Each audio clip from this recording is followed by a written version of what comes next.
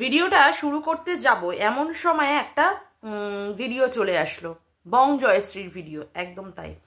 তো বং জয়শ্রীর ভিডিওটা দেখতে দেখতে মানে পুরো সময় প্রায় চলে গেল। বং জয়শ্রী সত্যি আমার খুব পছন্দের একটি মানুষ। ওকে নিয়ে যখন এই আমাদের মরকট যখন ওকে নিয়ে নোংরা থেকে অ্যাটাক করতো, ঠিক আছে, ওর মানে জীবনের বিভিন্ন পদক্ষেপ নিয়ে যখন অ্যাটাক করতো বা ওর মাকে নিয়ে যখন অ্যাটাক করতো, খুব খারাপ লাগতো। তবে জানি না ওর কপালে কি ঘনিয়ে আসছে, কারণ মেয়েটি সত্যিই খুব গরিব এবং দুটো মেয়েকে নিয়ে, সন্তানকে নিয়ে এবং ওর বাবাকে নিয়ে সংসার চালায়। ইউটিউব ছাড়া ওর তো মনে হয় না, মাঝে কোনো একটা জায়গায় মনে হয় কাজ করতো, ওই সেলসম্যানের কাজ করতো মনে হয় কোনো ইসেতে, শপিং মল টলে। যাই হোক, জানি না এই ভিডিও করার পরে ওর জীবনে কি নেমে আসবে। সত্যি খারাপ লাগছে, মানে ভাবলেই খারাপ লাগছে যে যেন ওর কিছু না হয়। আর কথা হলো, আজকে মরকট বলছে যে অনেকেই তার সন্তানহীনতা নিয়ে এখানে বিক্রি করেছে। শোন, তুই আর নাটক মারাস না, বুঝেছিস? তোর ছেলের দুদু নাচিয়ে নাচিয়ে, তোর ছেলের অমুক নাচিয়ে নাচিয়ে, কেষ্ট সাজিয়ে তুই তো কম ইনকাম করলি না রে ভাই। আবার লোককে কেন খোঁচা দিস রোজ রোজ করে? তোকে তো নিয়ে আমি খোঁচা দিচ্ছি না, না আমাকে খোঁচা না দিলে তোর আর চলছে না নাকি? পেটের ভাত হজম টজম হচ্ছে না?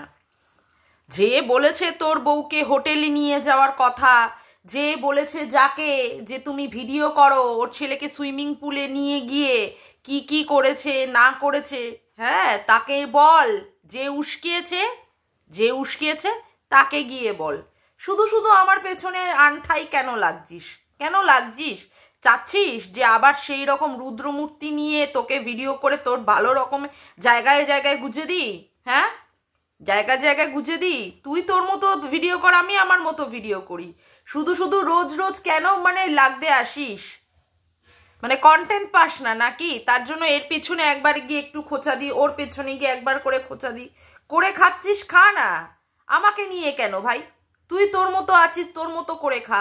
তুই যেমন লাইভ করছিস, অমুক করছিস, তোর ব্যাপারে তো আমি কোনো কথা বলছি না। যত সব আবাল পাবলিক কোথাকার। হ্যাঁ। আচ্ছা, মূল ভিডিওতে প্রবেশ করার আগে সবার আগে ইন্ট্রো। হ্যালো বন্ধুরা, কেমন আছো তোমরা সবাই? আশা করি তোমরা সবাই ভালো আছো, আমিও খুব ভালো আছি। মামুনের মনের কথাতে তোমাদের সকলকে সুস্বাগতম। হ্যাঁ, শোনা যাচ্ছে কি যে এই যে বাচ্চার মায়ের বিরুদ্ধে ষড়যন্ত্র করছে। কে ষড়যন্ত্র করছে? ফোকলা এবং শুনলাম ফোকলা তো চ্যানেলটাকে শেষই করে দিয়েছে। প্রথমে গুড বাই, তারপরে কি হচ্ছে ডেস্ট্রয়ার, এখন 3 নম্বরে কি আসবে সেটা হয়তো ফোকলা ভাবছে যে পরবর্তীতে নাম কি দেবে। যাই হোক, সেই বিষয়ে বিশদে আলোচনা করার পূর্বে একটা কথা আমি একটু ক্লিয়ার করব। এই যে সবাই বলছে যে আজকে আজকে ফোকলা নাকি ভাঙা টিনের এগেনস্টে কি করছে, একটা ষড়যন্ত্র করছে। আচ্ছা, এই ষড়যন্ত্র করার কথা কেন আসবে? আজকে ষড়যন্ত্র করার কথা কেন আসবে ভাঙা টিনের এগেনস্টে? ভাঙা টিন যদি সেই জায়গাটা না দিত বা সেই জায়গাটা যদি না তৈরি করতো, তাহলে কি এমনি এমনি হতো? আমি যদি আমার জীবনের চাবিকাঠি কারোর হাতে যদি তুলে না দিই, তার ক্ষমতা আছে আমার জীবনকে পরিচালনা করার? না তো। আজকে আমাকে নিয়ে পরিচালনা করার বা আমাকে কন্ট্রোল করার, হ্যাঁ, সমস্ত কিছু যদি আমি একজনের হাতে দিয়ে রাখি, তাহলে তো অবশ্যই সে করবেই। কারোর কমেন্ট বক্সে গিয়ে কমেন্ট করে বোঝানো যে হ্যাঁ তুমি আমাকে প্রমাণ করো যে আমি সঠিক কাজ করেছি, আমার সাথে যে যে কাজগুলো হয়েছে সেগুলো অন্যায় হয়েছে, তারপরে যার সঙ্গে ঘর থেকে বেরিয়ে গেছি তাকে জীবনের তথা সমস্ত কিছুর, আমার কাজকর্মের ম্যানেজার কাম এক্সিকিউটিভ অফিসার বানিয়ে দিলে, তাহলে তো ভাই তারা ষড়যন্ত্র করতেই পারে। পুরোপুরি যদি খোলা চিঠির মতো বা খোলা পাতার মতো যদি তার নিজের জীবনকে উদলা করে দিই, তাহলে তো সেই জায়গাটা নিয়ে হবেই ষড়যন্ত্র।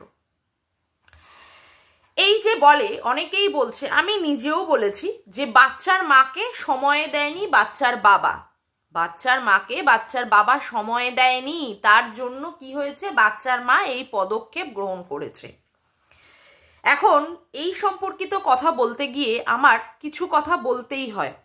কি কথা? দেখো, আমরা যারা বিবাহিত মহিলারা, বিশেষ করে যারা বিবাহিত, তারা বিয়ে করার পরে না তাদের অনেক রকম মনের মধ্যে অনেক স্বাদ, অনেক ইচ্ছে থাকে। সব কিছু কি পূরণ হয় তার স্বামীর দ্বারা? কখনোই না, কখনোই না। এই যে আমি আমার মা হোক বা আমার শাশুড়ি মা হোক, এদের কাছে শুনেছি তাদের জীবনে কোনোদিন হানিমুন হয়নি। এই সবাই হানিমুনে যায়, অমুক করে, হ্যাঁ, তারাও কিন্তু এক এক সময় বলে না না আমাদের জীবনে ওইসব হানিমুন টানিমুন ছিল না। সকালবেলায় ঘুম থেকে উঠেই আগে কয়লা ভেঙে তারপরে উনুন জ্বালিয়ে আগে রান্নার চিন্তা হতো। সেই সময় তো আগে উনুনেই রান্না হতো না, তারপরে তো অনেক পরেই গ্যাস এসেছে। সেই সময় চিন্তা হতো আগে তাদের বাড়ির লোকেরা কিভাবে খাওয়া দাওয়া করবে, কিভাবে বাচ্চাদের স্কুলে পাঠানো হবে সেটা নিয়ে। তা এই যে তাদের স্বামীরা তাদেরকে নিয়ে কোনো রকমের যায়নি কোনো জায়গা হানিমুনে, এটা কি তাদের মনের মধ্যে কোনো জায়গায় ক্ষোভ বা কষ্ট বা রাগ ছিল না? অবশ্যই ছিল, যার জন্য তারা এই কথাটা এখনো পর্যন্ত বলে। আর এটা তো অবশ্যই সত্যি কথা, অবশ্যই সত্যি কথা। তারপরে এই আমার জীবনের কথা হয়তো আমি একটু বলবো, তোমরা একটু মন দিয়ে প্লিজ শুনো। একটা কথা, আমার বিয়ে ঠিক হয়েছিল। যাই হোক, বিয়ে ঠিক হওয়ার সাথে সাথে মনের মধ্যে অনেক ইচ্ছা, অনেক আশা আকাঙ্ক্ষা। বাবা, বিয়ের পরে হানিমুনে ওখানে যাব, তোখানে এখানে যাব। আমার বান্ধবীরা আমাকে ফোন করে বলতো, কিরে কিরে জানতে পারলি তোর বর তোকে কোথায় হানিমুনে নিয়ে যাবে? বললাম না না, আমি এখনো কিছু জানিনি। যাই হোক, বিয়ে করে আসলাম। আসার পরেই 10 দিনের মাথায় শুনতে পেলাম আমার হাজবেন্ড আমাকে নিজেই ডিক্লেয়ার করে দিলেন তার পক্ষে এখন হানিমুনে যাওয়া সম্ভব নয়, কারণ তার অফিস থেকে তাকে ছুটি দেবে না। বিয়ে উপলক্ষে যে সে ছুটি করেছে তার জন্য তার এখন হানিমুনে যাওয়া হবে না। হানিমুন বলতে কিসে গেলাম, 2021-এর ডিসেম্বর মাসে ওর বন্ধু বান্ধবরা প্ল্যান করলো পুরী যাওয়ার কথা। তখন আমাকে বললো, যাবে পুরী? হ্যাঁ যাব। ওই আমার বরের সাথে প্রথম আমার আউটিং, সেটা হানিমুন হোক আর যাই হোক। কত আশা নিয়ে মনের মধ্যে চলেছিল না? তারপরে কথা হচ্ছে এই যে ঘোরা ফেরা অমুক তমুক, মনের মধ্যে কি ইচ্ছা করে না যে হ্যাঁ ঘুরতে যাব, অমুক করব তমুক করব? বিয়ের পরে এখনো একটা সিনেমা পর্যন্ত দেখতে যাইনি, সত্যি কথায় এখনো পর্যন্ত একটা সিনেমায় পর্যন্ত যেয়ে উঠতে পারিনি আমি। খারাপ লাগে না? অবশ্যই লাগে। যেই সময় হয়তো আমি চাই আমার হাজবেন্ড আমাকে সময় দিন, সেই সময়টা তিনি কি করেন, তার অন্যান্য কাজ কর্ম অমুক তমুকে চলে যায়। একদিন কথা হয়েছিল তার সাথে আমার যে আমরা একটা ঘুরতে যাব।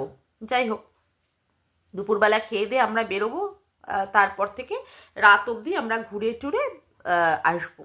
যাই হোক, সকালবেলায় সে আমাকে ডিক্লেয়ার করলো কি যে তার একটা কাজ পড়ে গেছে, এই 2 ঘন্টার মধ্যেই চলে আসবে। ভালো কথা, চলে গেল সকাল 10টার সময়। ফোন করছি, হ্যাঁ এই আসছি আসছি আসছি।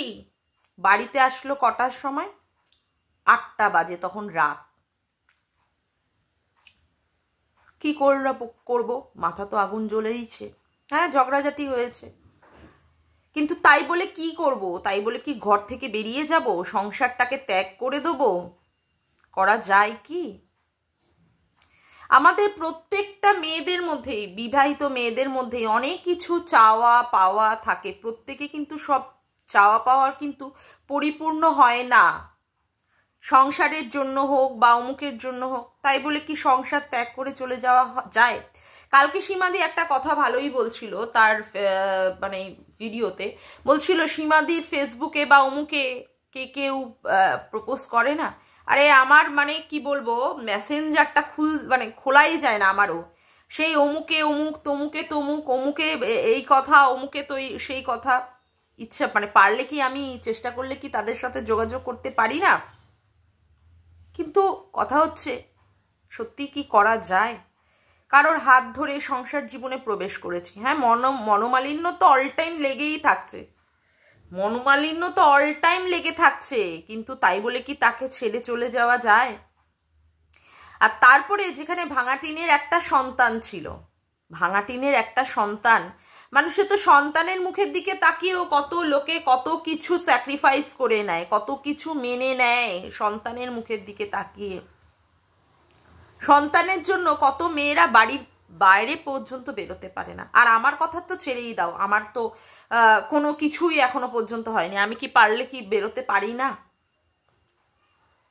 আমার কালিগ, একদম আমি জানি আমার কালিগরা আমার ভিডিও দেখে, আমার কালিগ জয়দীপা চক্রবর্তী, সে কিন্তু আমাকে মানে আমার কথা, মনের দুঃখ হয় না এরকম শেয়ার করা, সে কিন্তু শুনেই বলতো এই চলে যাও তো, তুমি তোমার বাপের বাড়িতে চলে যাও, আর তোমার এখানে থাকতে হবে না। আমি জানি সে আমাকে ভালোবেসেই বলেছে, সে তার অনুভব দিয়ে বা অমুক করে সে সেই জায়গাটায় ভালোবেসেই বলেছে। সত্যি কি চলে যাওয়া যায়? আমি শুধু তাকে বলেছিলাম না, এই মানে মানে এই অবস্থায় হোক বা যাই হোক, যে যে মানে এজে আমি বিলং করি, এই সময় আর এই সংসার ভাঙার কথা ভাবা যায় না, ভাবা যায় না।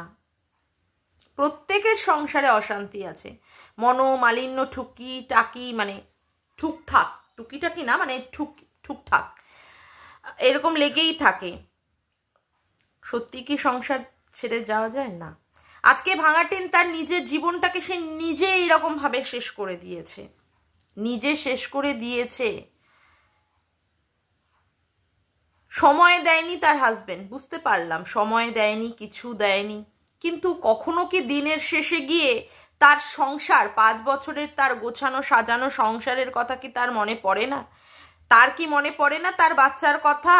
আলবাত তার মনে পড়ে, আলবাত তার মনে পড়ে, মনে পড়তে বাধ্য। তার নিজের হাতের সাজানো সংসার,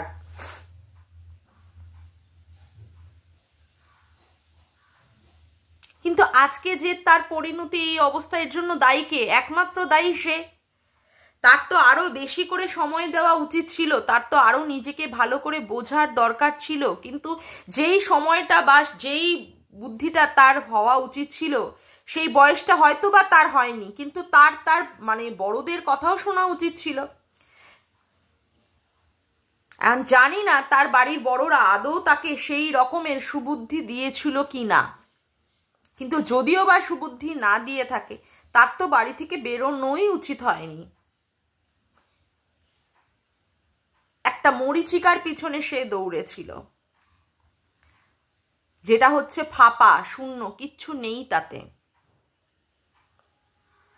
আর এই ফোকলা সেই সুযোগটাই কাজে লাগিয়েছিল, যে এই মেয়েটার একটা ইউটিউবে ফেস ভ্যালু আছে, যেটা দেখে মানে ও ইনকাম করবে, আর সেই ইনকাম করবে বলেই তার টাকায় সে আয়েশ করবে, সে আরাম করবে, সে খাবে, তার জন্যই সে মুম্বাইয়ের চাকরিটাকে ছেড়ে দিয়ে এসেছিল। আর এইভাবে দিনের পর দিন সে কি করছিল? মেয়েটাকে ম্যানুপুলেট করছিল, মেয়েটাকে রেগুলেট করছিল, মেয়েটাকে মনিটরিং করছিল, প্রত্যেকটা ব্যাপারে মেয়েটার সমস্ত কিছুই সে হাতের মধ্যে রেখে দিয়েছিল। এবং এখন তো পরিষ্কার যে আজকে যে সে টাকা পয়সা নিয়ে সে চম্পট হয়েছে, আজকে তো সেটা পরিষ্কার, কিন্তু ভাঙাটিন কিন্তু সেই সম্পর্কে মুখ খুলতে পারছে না আমাদের কাছে। ভাঙাটিন এখনো পর্যন্ত মুখ খুলতে পারছে না, কিন্তু মুখ না খুললেই বাকি, সবাই তো আজকে জেনেই গেছে যে আজকে তার অ্যাকাউন্ট ফাঁকা করে দিয়েছে কে? তার অ্যাসিস্ট্যান্ট কাম, তার ম্যানেজার কাম, তার এক্সিকিউটিভ অফিসার, তার কন্ট্রোলার, তার বয়ফ্রেন্ড কাম ফোকলা। আজকে আমি সত্যিই বুঝতে পাই না মেয়েটার জীবনটা কি হয়ে যাবে, এর পরে এই মেয়েটার জীবন কি হয়ে যাবে। এই একটা ছেলে, এই একটা নষ্ট নোংরা বদচরিত্রের এই ছেলে এই মেয়েটার জীবনটাকে পুরোপুরি নষ্ট করে দিয়েছে। আর সু এর ক্ষেত্রে আমার একটা কথাই বলার, যে সু, তার তো একটা সুন্দর একটা বুদ্ধি রয়েছিল, বা সে শিক্ষাগত যোগ্যতার দিক দিয়ে যথেষ্ট উন্নত, সে কি পারতো না যে ভাঙাটিনকে ভালো রকমের বুদ্ধি দিয়ে তাকে আবার তার পুনরায় তার জায়গায় ফেরত পাঠাতে? না, সুও সেটা করেনি। সু কি করেছে? তাকে দিয়ে ইনকাম করানোর একটা রাস্তা খুঁজে রেখে দিয়েছিল, যে হ্যাঁ তার কমেন্ট বক্সে এসে যেহেতু সে কমেন্ট করেছে, ভাঙাটিন কমেন্ট করেছে, তার জন্য সু কি করেছে, সেই পরকীয়াটাকেই সে সাপোর্ট করেছে। কোনো রকমের তাকে সদ্বুদ্ধি দেওয়া যে না এই ধরনের লোকের সাথে, ফোকলার মতো মানে নোংরা, যে কিনা তোকে শেষ করে দেবে, তোর জীবনটাকে তছনছ করে দেবে, তোর সমস্ত টাকা পয়সা সব কিছু সে নিয়ে তোকেই পর্যন্ত মানে পুরোপুরি ছিবড়ে করে রেখে দেবে, তুই এরকম লোকের সাথে মিশিস না। এ কিন্তু সেই বুদ্ধি দেয়নি, বরঞ্চ তাকে আরো উদ্দীপিত করেছে, তার নিজের চ্যানেল থেকে ফোকলাকে আরো প্রমোট করেছে যে তুই কর, আমি তোর পিছনে আছি। এই রকম ভাবে একটা মনোভাব দেখিয়েছে, একটা মনোবল বাড়িয়েছে ভাঙাটিনের। আজকে সেখানটায় কি অবস্থা, যে বলতে হচ্ছে সুকে যে এখন তো ভালোই বুঝতে পারছি, ওই যে ফোনের মধ্যে দিয়ে যেখানে তাকে বলা হয়েছিল যে পরের মাথায় কাঁঠাল ভেঙে খা, এই কথাটা ভাঙার টিনের হয়ে বলেছিল ফোকলা।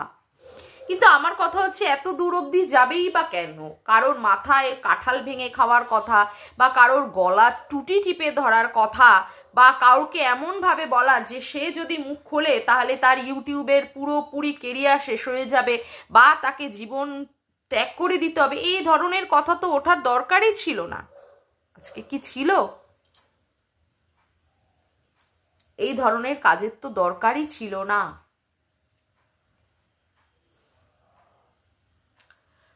জানি না এই ভাঙাটিনের কি পরিস্থিতি হবে, যেই ভাঙাটিন যেই মরীচিকার জন্য দৌড়েছিল, যার উদ্দেশ্য মানে সে তার জীবনটাকে এই রকমভাবে একটা মানে ইসের দিকে দৌড়েছে, না কিছু ভেবে চিনতে তার জীবনটা কি হবে।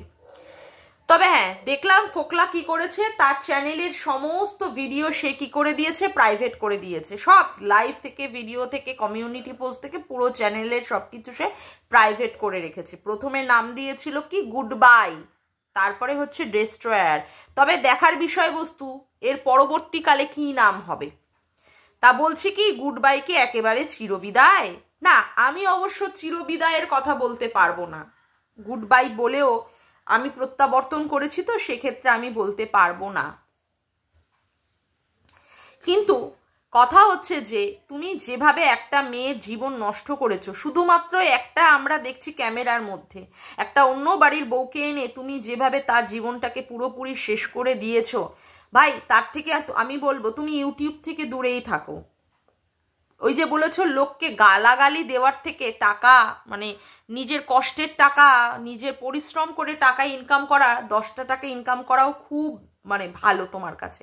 তা ভাই তুমি যে কত পরিশ্রম করে 10টা টাকা ইনকাম করেছো এখন তো সেটা সবার কাছেই পরিষ্কার, তাই না? কত তুমি মেহনত করেছো, কত কিছু। আরও সে ভিডিও যদি না দেখতাম তাহলে তো বুঝতেই পারতাম না যে বাবা তুমি কত সৎ চরিত্রের সৎ ছেলে তুমি। তোমাকে বলা হয়েছে 80% টাকা নাকি তুমি দিয়ে যাবে, সেক্ষেত্রে তোমার অ্যাকাউন্টে 3-4 জনের টাকা তুমি চোট করে নিয়ে বাড়িতে বসে থাকো, তারপরেও বাবা ভুলভাল বোঝাতে তুমি ইউটিউবে এসে গল্প ফাদার জন্য লাইভ করে বলতে বসে যাও। তা তুমি যে কত সৎ চরিত্রের সৎবান সেই যদি না জানতাম তাহলে না বুঝতে পারতাম।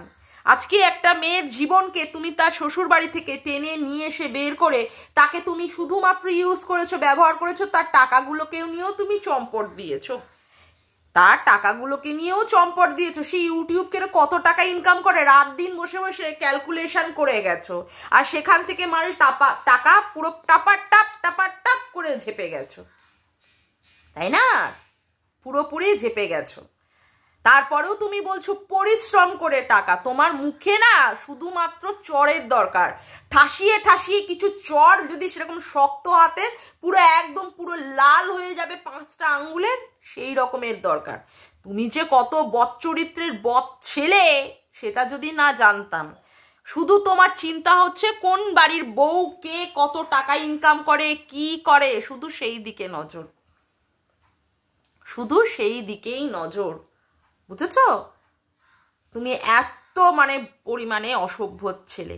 তবে তোমাকে নিয়ে আমাদের কোনো মাথা ব্যথা নেই। তুমি গেলে মানে ইউটিউব থেকে তুমি গেলে কি ফিরলে কি মরলে কি বাঁচলে এইসব নিয়ে নেই আমাদের কোনো কিছু চিন্তা ভাবনা। তোমার মতো আপদ, তোমার মতো জানোয়ার ইউটিউব থেকে বিদায় নেওয়াটাই দরকার। কারণ তুমি জানো এরপরেও আবার আসলে তোমার সবার চ্যানেলে তোমাকে শুধু জুতো আর ঝাঁটার বাড়ি মারবে, বলো হরি হরি বল করে তোমাকে একদম উপরে পাঠাবে ইউটিউবের জগৎ থেকে। না, আমি আসল বাস্তব জগতের কথা কিছু আমি বলতে পারবো না, সেটা বলা উচিতও না। বেঁচে থাকো, মায়ের কোল আলো করে বেঁচে থাকো, কিন্তু কুবুদ্ধিমার্কা কাজগুলো যেগুলো করে যাচ্ছ সেইগুলো থেকে নিজেকে বিরত রাখো, ঠিক আছে? সারা মাথায় তো পুরো কুবুদ্ধি, পুরো ঠাসা। আর না, একটা মেয়ের জীবনটাকে যে তুমি কিভাবে নষ্ট করে দিলে পুরো চোখের সামনে যদি না দেখতে পেতাম। একটা বাচ্চার থেকে তার মাকে দূরে করে দিলে, একটা স্বামীর থেকে তার বউকে দূরে করে দিলে, শ্বশুর শাশুড়ির থেকে তার ছেলের বউটাকে তুমি দূরে করে দিয়ে পুরো সংসারটাকে একটা ঝিউ পেতনির মাধ্যমে পুরো সংসারটাকে এখনো পর্যন্ত জ্বালিয়ে পুড়িয়ে দিলে। একমাত্র ওয়ান অ্যান্ড অনলি শুধুমাত্র তোমার জন্যই আজকে এই জায়গাটায় পরিস্থিতিটা পৌঁছেছে। তবে হ্যাঁ, একটা কথা বলতেই হবে যে তুমি যদি বাবা ফেরত না আসো তাহলে তো একটা গভীর প্রশ্ন মনের মধ্যে চলছে যে আমরা তাহলে অনেক কিছুই তো জানতে পারবো না যেইগুলো বলেছিলে তুমি। তুমি বললেই নাকি তার ইউটিউবের কেরিয়ার শেষ হয়ে যাবে, তার জীবন শেষ হয়ে যাবে। তারপরে বলেছিলে তার গলার টুটি নাকি তোমার হাতে। বাবা তুমি যদি না আসো তাহলে আমরা জানবো কেমনে? তবে আমি এটাও জানি তুমি যে এইভাবে যে বলছো না, এটাও হচ্ছে তোমার এক রকমের মানুষকে ধাপ্পা দেওয়ার কথা। তুমি আবার ফিরে আসবে, আবার ইউটিউব করবে, আবার ভিডিও করবে, আবার লাইভ করবে, এটা তো হবেই। তুমি এখন শুধু মানুষকে একটু চোখের ওপরে একটু পর্দা দিয়ে রাখার চেষ্টা করছো, তাই না? হ্যাঁ, যাই হোক, সবাই তুমি মানে তোমার কথাই বলছি, তুমি ভালো থেকো, এটুকুই বলবো। কিন্তু যা কাজ তুমি করেছো জাস্ট জঘন্য আর ছি, ধিক্কার জানাই সেই কাজের প্রতি। কখনো তুমি সেই জায়গা থেকে মানুষের আর ভালোবাসা পাবে না।